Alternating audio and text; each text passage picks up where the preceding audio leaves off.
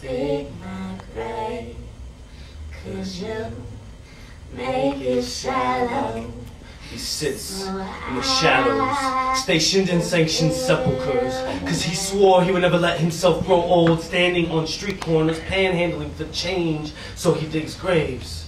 In the only home he's ever known, one single common area, 4 open walls, no rooftop, just 323 individual bedrooms, sealed at the seams indefinitely. Barely enough room for dialogue to seep through.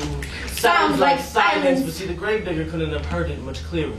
'Cause he has conversations with corpses 24 hours a day, 8 days a week, and you wouldn't believe how many secrets he's been burdened to bear. But when this little girl came to his dreams in the midst of broad daylight, she stuck out like a sore thumb on a cold windy day, waiting for a ride on the side of the highway. And she claimed she was okay with moving on, but made him promise he wouldn't whisper a word to her mom. Just take care of her when she comes to meet me.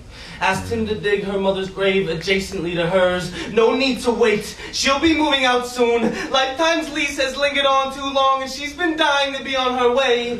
Just wait for the moment the Lord screams out her name, and be ready for her. She writes stories on skin, leaking tainted red melodies in different tunes that hit her not quite flawless stained tiles. Allowing her tears to create her beat, she's stuck in non-stop repeat, and no one has done her the deed of pressing fast forward. She can't forget, but then again, how could she? Living on one's average life of 2, now on her own. That middle school bus stop has become her new home. With no one to pick up or drop off, she sits on the bus stop bench, 3:15 on the dot daily, always 8 minutes early, and 3:23 always comes, but her daughter never seems to follow. She's still waiting for that April Fool's posted from Mr. Almighty himself. But it's late October, and her faith is drifting with the leaves. Her wrists are thinning like the trees. It's been 5 months now, and all that's left are a few Percocets and a blade that's coughed. I miss you, far too many strokes.